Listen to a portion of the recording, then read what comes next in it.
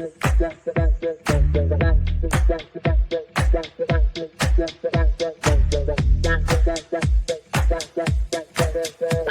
Connections Radio presents. Welcome to Vegas Hockey Hub here on PRConnectionsRadio.com, the voice of new media. I'm your host, Ian Rachiele.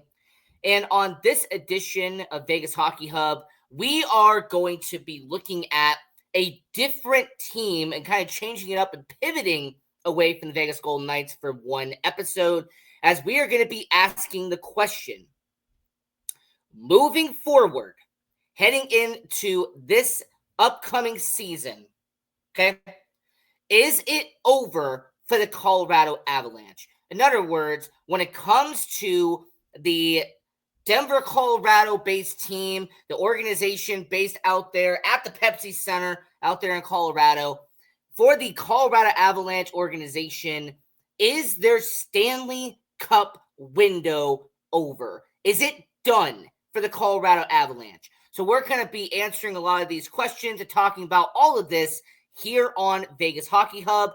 So we're going to be doing a really fun episode of breaking down the Colorado Avalanche here on this show tonight. So I'm your host, Ian Rachiele, and this should be a fun episode. Now, I am going to mention this. I write articles on www.thesportsangle.com, and recently, a while back, I wrote an article about the Colorado Avalanche, and I pretty much asked, can the Avalanche win another Stanley Cup? And not only am I going to leave a link to that article in the description if you want to read it and support thesportsangle.com, but it's also where I'm going to get a lot of my talking points for this episode. It's going to come from that article.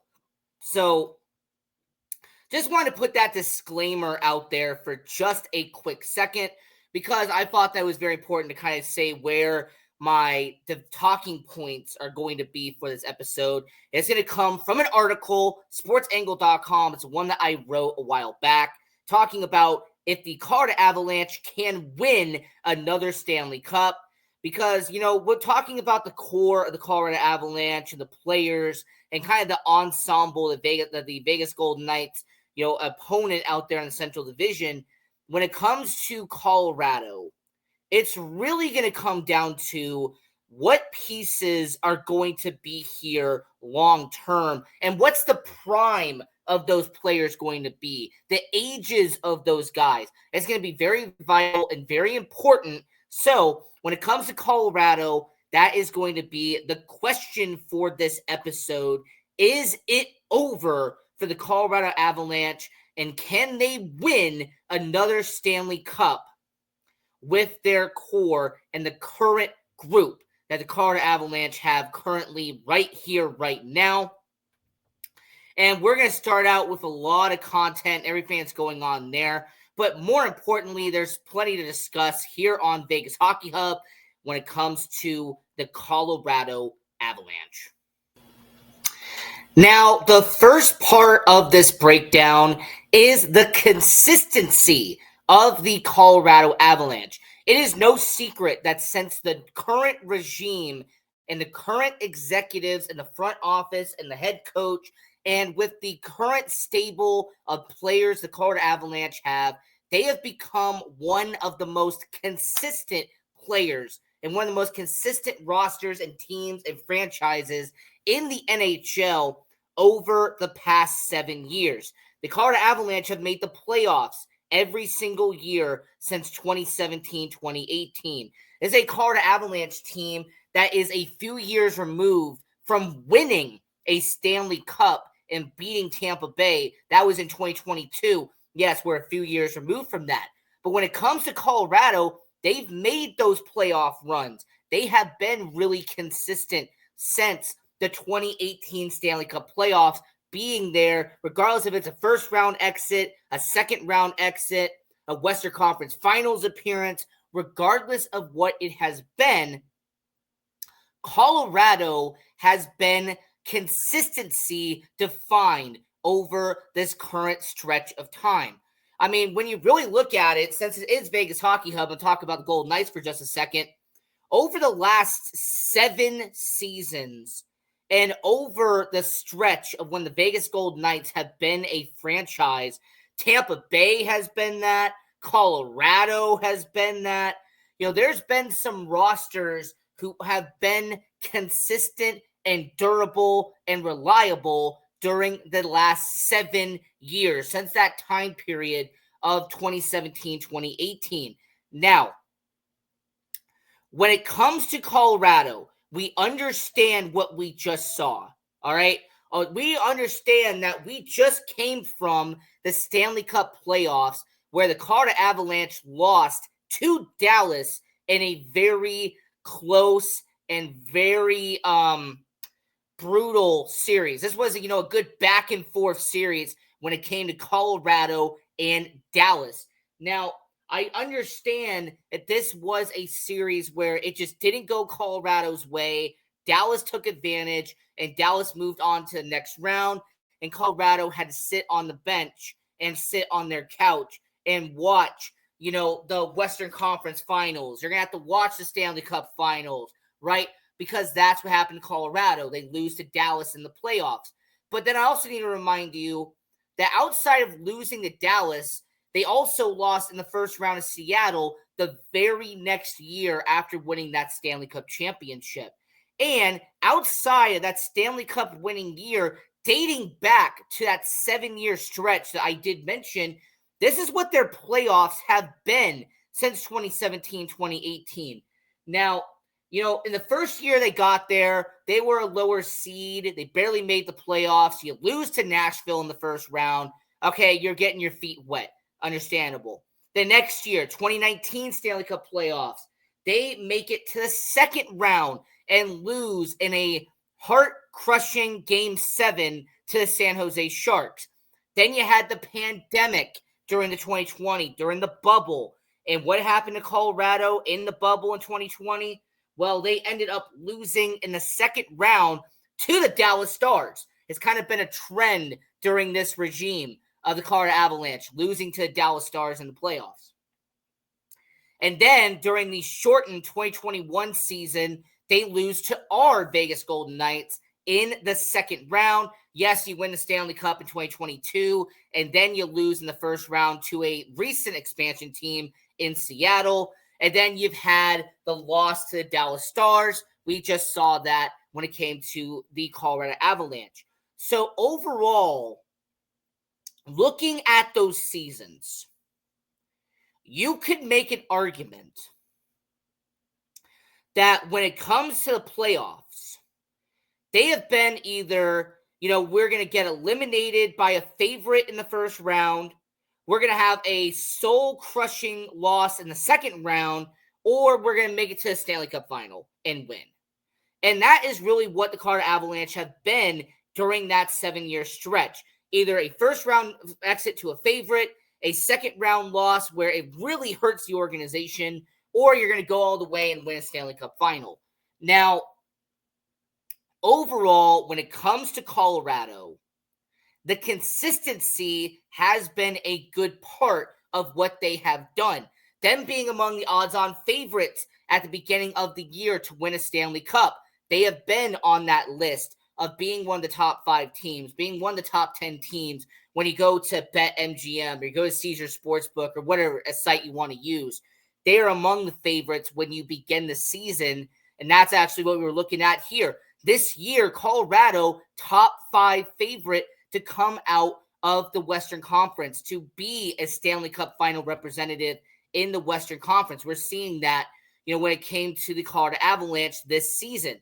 So overall, when it comes to Colorado, your consistency is the one thing going for you. The fact that you are making the playoffs year in and year out. But let's go over instead of the one positive of consistency, then let's turn it and let's flip it the other way here on Vegas Hockey Hub. Now, the negative to being consistent is that eventually your win-loss record is going to slow down a little bit. Eventually, your placement in your division is going to go down a little bit. And we have seen with Colorado that it is slowly starting to be that way. Now, going back to their playoff success and their regular season success that I'm alluding to, I have to mention that this is a Colorado Avalanche team that since 2020, they won their division 3 years in a row. In that 2020 shortened year, the 2021 shortened year, and then the 2022 year where they won the Stanley Cup. I also want to mention to you that this is the Colorado Avalanche organization that if you look at the past season, you're around 50 wins on the year for Colorado, but even that was just good enough to be a 3 seed in the Central. So they go from being back to back division winners. They do it 3 years in a row. You win a Stanley Cup during that time. You have all this great success. And then when you end up, the year after you win the Stanley Cup, you win your division again, but then you lose to a wild card team. And then the next years that follow, you're no longer the number 1 team in the division because you have Winnipeg, you have Dallas. Those have really surpassed Colorado at this point as the 1A, 1B of the Central Division. And regardless of what Colorado has done, we know that Colorado beat Winnipeg in the first round the last time they faced off in the playoffs. But this is a Colorado Avalanche team that has not done well against the Dallas Stars. They lost to them in that 2020 during the bubble. They lost to Dallas there. And then what we just saw, the Colorado Avalanche could not get the job done against the Dallas Stars in the playoffs, and we just saw it. So overall, when it comes to a Colorado Avalanche organization, the only slight negative to being a consistent team is that while you're winning, eventually those division titles are going to start disappearing. Eventually, those 50-win seasons that you had back to back to back, those are eventually going to start disappearing when it comes to Colorado. I mean, at this point, you're around 50 wins per year. We've seen that for Colorado. That's the consistency part. But how much longer can you do that? And, that's when it comes to the roster itself, that's going to be a main indicator of the Colorado Avalanche. So going over the list of the positive and negative to Colorado, positive 1 is that your consistency has benefited you. Your consistency since 2017, 2018, you make the playoffs every single year. You won a Stanley Cup a few years back. But the negative to consistency, the only negative to it, is that your wins are going to slowly start to go down. The consistency means your division winning is slowly going to disappear. You're going to fall a little bit in the division standings. And we saw with Colorado this past year that they're no longer the top dog in the Central. Now, let's shift over to the roster because there is one positive and there's one negative that we're going to go over when it comes to the roster of the Colorado Avalanche. Now, getting into that positive when it comes to the roster for Colorado, and it is that you have your core players locked up long-term. This is a Colorado Avalanche team where you have your face of the franchise, Nathan MacKinnon, who is in his late 20s. He's in his prime. He's winning awards like we just saw very recently. This is a Nathan MacKinnon who scores well over 100 points per season. He is someone who is a bona fide top 5 talent in the NHL. And you have him locked up not only to a no movement clause, and yes, I'm using puckpedia.com as my reference, but you have him signed to a contract where he's getting paid over $12 million per year, and he's going to be with Colorado until 2031. That is insane. That is essentially a lifetime contract you have a top 5 player in the league. And then you have your captain, Gabriel Landeskog. Now, I understand he's had injury concerns. That is something that he is having to address, them missing him for periods of time. But when he is on the ice, his captain-like mentality, the way he leaves that locker room in Colorado, and what do they have for him? Well, they have him locked up until 2029. So overall, you have 2 of your guys locked up long-term. They're going to be here for 5+ more seasons in Colorado. Defensively, one of the best young defensemen in the NHL, a guy who is not even in his late 20s yet, Cale Makar. They locked him up for Colorado, and they made sure that he was going to be here until his late 20s. He's not a free agent until about 2027. That's a few years away. Samuel Girard, who is a quality defenseman out there in Colorado. He is a guy who is going to be in his mid-20s, not even in his late 20s yet, and they have him locked up until 2028. So for Colorado, that is a positive moving forward because they have these 4 players. They're signed up to long-term deals. The one that will be up the soonest is Cale Makar, and that's 2027, and that is a little bit away for Colorado. They got some time to really try to figure out what they're going to do once they get to that point. And like I mentioned, McKinnon is until 31, Landeskog, 29, Samuel Girard, 28. So this is a Colorado Avalanche team that has their core locked up long-term. That is a positive for Colorado, and that is good for them. Now, this is the positive side of it when it comes to their roster. Now, let's address the negative. And that negative is the cap space that's going to happen with the roster that is being assembled.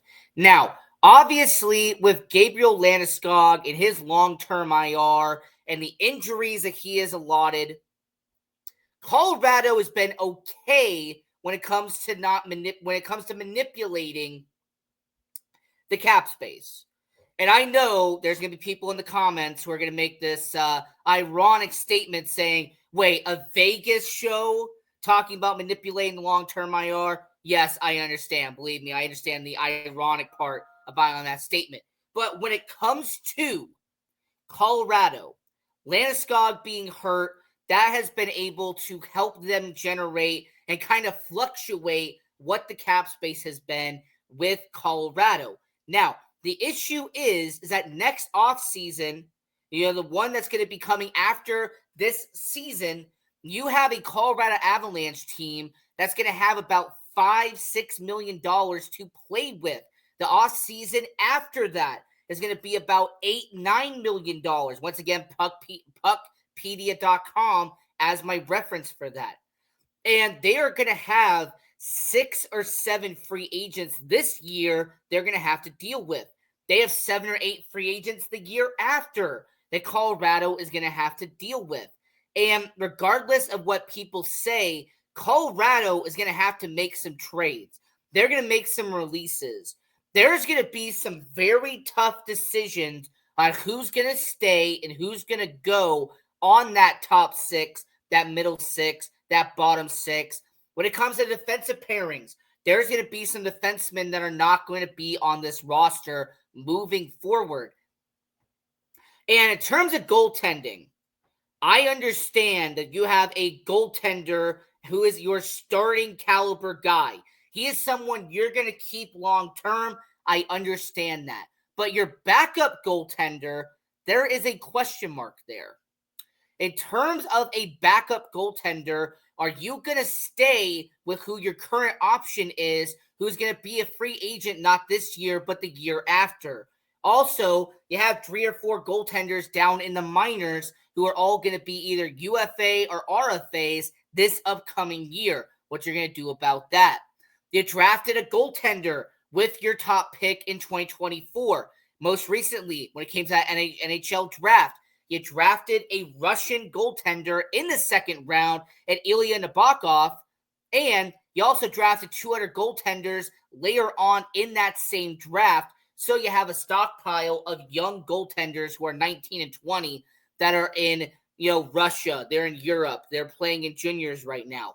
So overall, when it comes to Colorado, while the positive is that you've locked up your core and you do have some good pieces signed for the long term, the negative is that unless you manipulate the cap space for the next 2 seasons, you are going to have to make some very, very tough decisions on who's going to stay and who's going to go. And when it comes to McFarland, when it comes to Sakic, when it comes to Bednar, this is going to be a Colorado Avalanche team that's going to make some very interesting decisions. And there is one more positive and one more negative that we are going to focus on with Colorado that is very important. But overall, the 2 positives for Colorado so far. The first positive is that they consistently make the playoffs. The last 7 seasons, they have been a consistent team since 2017, 2018. Colorado has made the playoffs. And the second positive is that you've locked up your core players long term. Everybody that Colorado has that they need to be on this team long term, they have that decision. But the 2 negatives is that your standings is starting to fall. Your placement in the division is starting to fall. You're no longer the guaranteed top dog that you once were. That's the negative of consistency. The longer it happens, the more you're going to start to see you start to decline just ever so slightly. And the second negative for Colorado is that their cap space the next 2 off seasons, there's going to be some very tough decisions in the front office on who's going to stay and who's going to go with the limited cap space that Colorado has moving forward. The third and final positive of the Colorado Avalanche is Jared Bednar himself. As a coach, he is one of the best coaches in the NHL. He's one of the most respected coaches in the NHL. And ever since he got hired by Colorado, he has been one of the most accomplished coaches in the NHL during that time. Now, for context, for anybody who doesn't know, if you're Colorado Avalanche fans, you already know about this, but let me give you the context anyway. Jared Bednar was hired by Colorado in the final year of their rebuild in 2016-2017. He gets brought in. That first year is an absolute dumpster fire, one of the worst records in the NHL, but that ended up getting him Cale Makar in the very next NHL draft. A good constellation there. And then since that 2016-2017 season where he missed the playoffs, he has made the playoffs ever since in Colorado. He won him a Stanley Cup championship a while back. We're a few years removed from that. But for Jared Bednar, he is a successful coach. And this is a guy who, as anybody who's actually studied Jared Bednar, he actually had a very good tenure in the ECHL when he was a coach there. Then he gets brought over to the NHL. He's had a very good run in the NHL.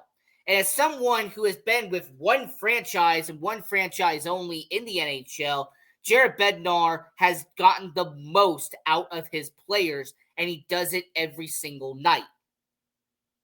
So when you have a top 5 coach in the NHL, that is going to help you positively down the road, okay? When you have a John Cooper, it's going to help you. When you have a Bruce Cassidy, it's going to help you. When you have a Jared Bednar, it's going to help you. When you have a Paul Maurice, it's going to help you. When you look at the teams that have won the championships lately, one common denominator has been how great their coach is and how they help them get to a championship. We have seen it over the last couple of years. Now, overall, when it comes to Colorado, Jared Bednar is that final positive piece that Colorado has. So despite the other two positives of being overly consistent since 2017, for having your core locked up, none of that would matter as much if you didn't have the stable coaching in Jared Bednar. Those two positives would not weigh as much if Jared Bednar was not a top 5 caliber coach as he is in hockey. He gets the most out of his players. They've had multiple plus 100 points scores in the NHL out there in Colorado. You have middle six forwards who are scoring over 20 goals per season in Colorado. He's doing well there. In terms of the defense, having two solid defensive pairings has kind of been his niche over the last couple of seasons in Colorado. He gets a lot out of his third defensive pairing, regardless of what combination it is. And despite the rotation wheel of goaltenders we have seen in Colorado since he has been there, he has found a way to get a lot out of those guys, regardless of who it has been. Even when Calvin Pickard was their goalie at the beginning of 2016, 2017, they had that huge rotation wheel of guys during that final year of the rebuild. Those goaltenders, he did try to get the most out of. So overall, Jared Bednar is the third and most positive point of Colorado. As long as Colorado has Jared Bednar, as long as he is behind the bench and he's leading his guys, Colorado still has somewhat of a chance of winning another Stanley Cup. But there's one final negative that could end all of this. And that negative is going to be what we're talking about for the final 4 minutes of this show. And that negative is your prospects. It's your future in Colorado. And let me try to explain what I mean by this. Now, NHL.com's, who I get this reference from, Colorado is ranked 18th in the prospects in terms of ranking of the NHL. So out of 32 teams, Colorado is ranked 18th. That is around average in Colorado.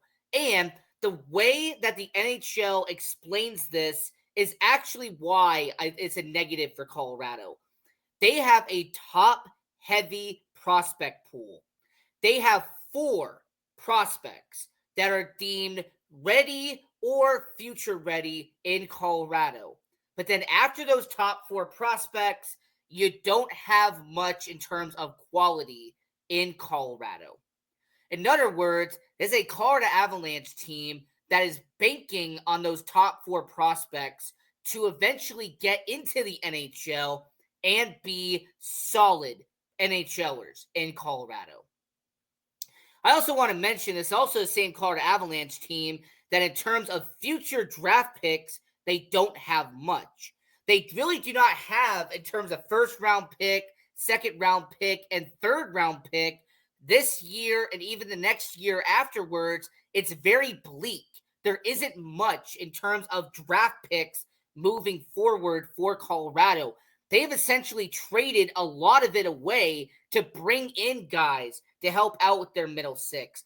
They trade away their draft picks so that they can get players now instead of the future.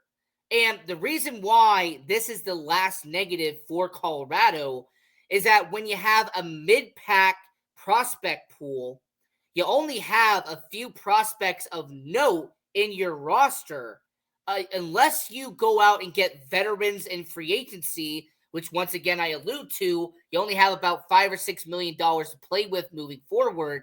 That's going to leave you in a weird place where you're not making the Stanley Cup Finals, you're not making the Western Conference Finals, you're losing in the first and second round around this point the last 2 seasons. And for Colorado, you're not the top dog in the Central anymore. Winnipeg and Dallas have been those 2 teams. So for Colorado, going over the negatives one more time, the first negative is that this is an organization that is starting to lose their place as a top dog in the Central. Second negative is that their roster and their cap space, they're going to make some tough decisions on who they're going to stay and who they're going to let go. And then the third and final one is that your prospect and your future pool is not looking promising moving forward. So hopefully this is a good episode for you. Just want to change it up a little bit. I know we talk about Vegas Golden Knights all the time, but this is us talking about, is it over for the Colorado Avalanche? Can they win a Stanley Cup moving forward? Let us know in the comments down below. And until next time, thanks for watching. Continue watching Vegas Hockey Hub. Subscribe to our YouTube channel. And until next time, have a good one. PR Connections Radio thanks you for watching this podcast. Check out more episodes of this show and our others at prconnectionsradio.com.